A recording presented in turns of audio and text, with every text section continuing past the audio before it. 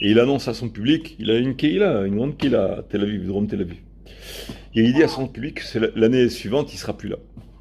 Bon, il annonce comme ça. Et il se met à jeûner, il passe une année difficile. L'année suivante, viennent les fêtes, Rosh Hashanah, et le Rav il est là, Baruch Hashem, tout va bien. Alors les gens ils se disent, mais on a, est-ce qu'ils vont parler au Rav, ils vont demander, mais qu'est-ce que tu fais là, Chazé Shalom, ça se fait pas. Mais ils sont étonnés, ils sont curieux, qu'est-ce qui s'est passé, pourquoi il a dit ça. Et, bon, on est content qu'il est là, mais ils sont curieux de savoir.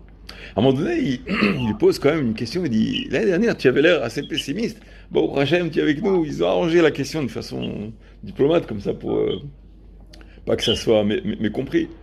Et le Rav, il leur explique, il leur dit que il a saisi un décret, je crois qu'il voyait un ange qui rentrait avec lui et qu'il n'a pas pu sortir. Il a compris qu'il devait partir cette année-là.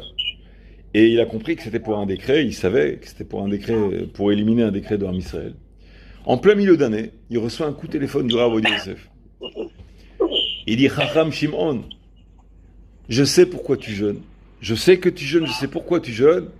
Arrête tout, c'est plus la peine, le décret a été annulé, tu peux continuer comme ça il lui téléphone, il lui dit, je sais ce que tu fais, je sais pourquoi tu le fais, le décret a été annulé, à quoi mes boutales, opération annulée, tu peux continuer comme ça. Et il dit, c'est pour ça que je suis là, comme ça.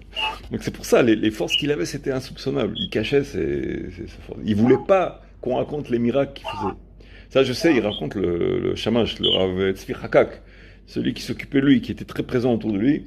Il disait que il voulait pas qu'il y ait une réputation autour de lui de Raham, Ségoulot, comme un peu comme Baba Salé ou quoi. Il voulait pas pas que c'est négatif, mais lui c'était le rab de Halacha. Il voulait que ce soit un rab de Halacha comme ça, c'était son. Mais il était très très bakis, il connaissait non Kabbalah tout, il connaissait toute la Torah, il connaissait.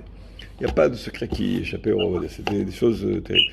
Donc c'est pour ça, parfois on envoie des marlocotes. Il te dit, le Rav Ovadia Yosef, il dit, quand c'est connu que lui, ça, son cave, c'est quand il y a une marloquette entre Pshat et Kabbalah, on va d'après Pshat.